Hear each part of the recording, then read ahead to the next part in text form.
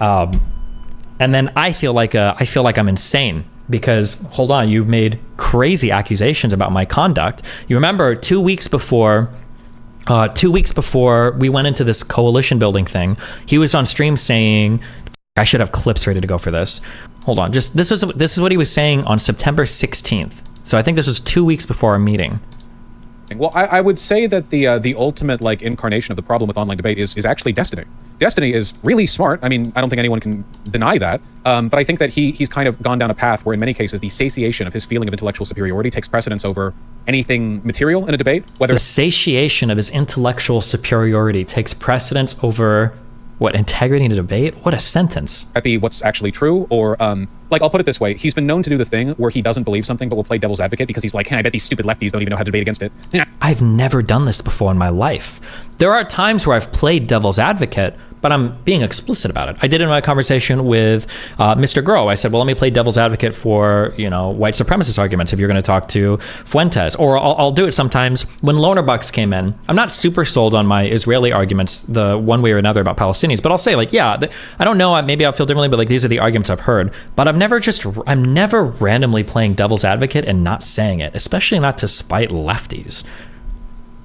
I bet, let me take this position. Yeah, you have no chance against me. And then afterwards he's like, well, I don't actually believe that, but like they don't even believe this. They're not even grounded. I think these would be examples. And it's funny that he does this because technically Vaush utilizes this with, somebody pointed out in chat, when he has a thing called Alden's rule, where when he's debating somebody, he'll say like, have you ever heard about Alden's rule, to see if the other person feigns information about it or knowledge about it, and they'll say, well, I just made that up on the spot, so you're an idiot. You cop to knowing knowledge that you can't possibly know about, so now I know you're making shit up, right? So he literally does these in debates, okay? Of like sophistry, essentially, right? Where like truth and meaning and even purpose kind of takes second fiddle to using debate as a game to feel good, which it often is. And well, I guess to an extent, like everyone does this to an extent. I do this to an extent too. I think he does a lot worse though. But yeah. It was really bad, Dima. By the way, Dima, if you want to like get anything knowledge based from that debate, you're not going to get it. There was nothing there. That debate was an empty pit. Ironically, they were calling you a sophist in Andrew's chat the entire time. Yeah, because people use that as like a go-to insult. But he just used it as a go-to and insult. My debates are all public. You can look up everything. I do my research on stream. I usually cite specific things. I release outlines about my debate prep. It's not like I'm sneaking anything here. You can see it pretty openly, everything I do. So I just want to make sure that people are aware of a couple things, okay? When Vaush talks about me, he never shows an original source about what he talks about, ever. That's intentional, okay? He never actually quotes me, okay? Or if he does, it's like half a sentence, all right? Obviously, this goes without saying. There's never any charitability for trying to figure out what I've said, right? And then anytime I respond to something like him doing this, he'll turn around and say, why is Destiny so obsessed with me? When it almost feels like he's baiting a response by how insane he is in his characterizations of me. So I just want to be very aware that, I want to make everybody aware of this, because there's a chance that after I do this video, I think that his goal is twofold. I think there's two things he's trying to do. Is one, he's trying to make me look obsessed and crazy when I have this talk, because I'm going to have to. And then I can't tell for this, but I don't know if he either is not interested in the progressive victory thing, or if he thinks it would look better if it died if I was the one that killed it. I think Vaush is riding on me pulling the plug on this whole thing, and then he's going to try to blame me for being too confrontational or too bridge burning about it. Yeah. So I think these two things are his goal for this.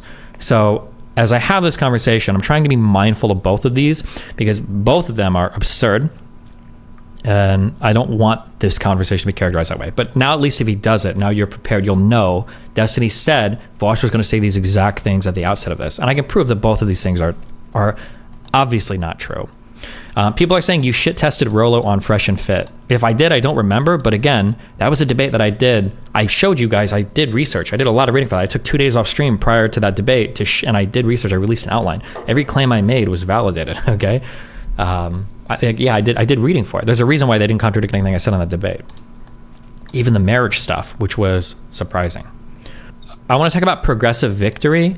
No, let's go a little bit more macro, okay? I want to talk about me for a little bit, okay? I've been a bit on the ego arc, because I'm pretty humble for most of my life, okay?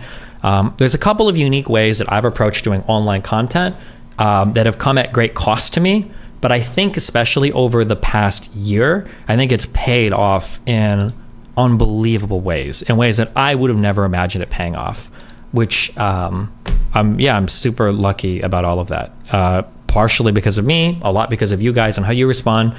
So for the most part, I have my community engagement is very, very, very high. I participate in my chats. I used to participate in Discord, post and read the subreddit, obviously.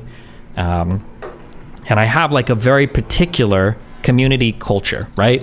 Except for in YouTube and Kick, I don't really have moderators. You guys police yourselves pretty well. Oh, speaking of that, we've got new anti-misogyny rules coming up at the end of this talk too. For the most part, you guys do like a really good job. You tend to follow my lead a lot. When I start using retarded, you guys use retarded more. When I start using gay a little bit more, you guys use gay more. Now that I've stopped using that again, you stop using it. What do you mean no mods? I mean no mods on my DGG chat. I know I have mods in Kick and in YouTube, okay? And you guys do a great job. I love you very much. I've conducted myself in a few ways that have been highly advantageous to us. One is I have a very, very high level of community engagement, so I can milk you guys for a lot, especially the canvassing stuff. And two, I have, as a result, number one, I have a very, very highly engaged community. And two, we've kind of walked this ideological lone wolf Sigma male route in that, obviously, as I've traveled through the internet in both time and electronic space, we don't really have very many allies. We don't really have very many friends. We don't really have any political camps that we can fall back on for support. And for a long history in the stream, kind of being like a DGGer has been a little bit rough because basically everybody hates me, okay? Everybody hates me. Everybody on the right, everybody on the left. It's kind of rough. And for the most part, it's still kind of like that. But we've actually grown to a size to where that's not a big deal anymore. My community and my reach have gotten far, far, far larger than I thought could have happened in this short period of time. If I'm being totally honest, probably than I thought it could have ever gotten without me doing some crazy shit. Some of this is influence. I take a lot off of anecdotes. I'm not a perfect person, so a lot of these things come off of like single conversations. But I had a conversation with an old friend that I'd known. I maybe talked to her like 5 years ago, and talking to her was very interesting because she told me, hey, she said, what you do is really important. And I'm like, okay, thanks, I guess. It's funny. And she's like, no, 5 years ago when I followed you, nobody knew, none of my real life friends, nobody knew who you were online. Like nobody really, like you existed on Twitch, you did political stuff, and that was cool. But nowadays, everybody has at least heard of you. And a lot of people are talking about like a lot of the things that are peripheral to your topics, which I thought was really interesting. And then it seems like when I travel to places now, yeah, I get recognized in a lot of areas by a surprising amount of people. Like, so we've maintained this path where we're kind of like the Sigma political opinions. We don't really ideologically land with the party. We kind of do our own thing. We've made a lot of enemies, but for a couple of reasons, it's worked out really well. I think one is because I think genuinely I do try to get things right. As much as people might call me a sophist or whatever, I do a fair bit of research. Personally, I'm embarrassed by the amount of research I do because I know I can always do way more. But as far as the space, I probably do more than 99% of people in the space because most people here are not very intelligent and honestly don't really care about having the correct opinions. They just care about aligning with their particular ideology, right? That's why even people that seemed really smart, and I noticed this a lot, damn, that Dawson debate was so eye-opening. People that seem really smart, like Nick Fuentes or Ryan Dawson, with the correct preparation will crumble. It's not like you prepare to fight them.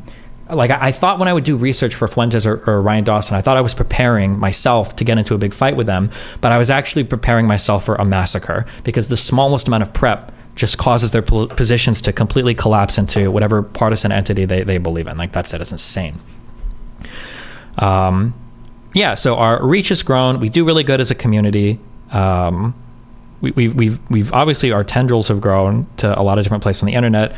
I'm very happy about all of that because I try to get things right. I think I generally conduct myself in a really above board way. Obviously, despite Mr. Girl, I've never anybody or done anything weird with any women ever.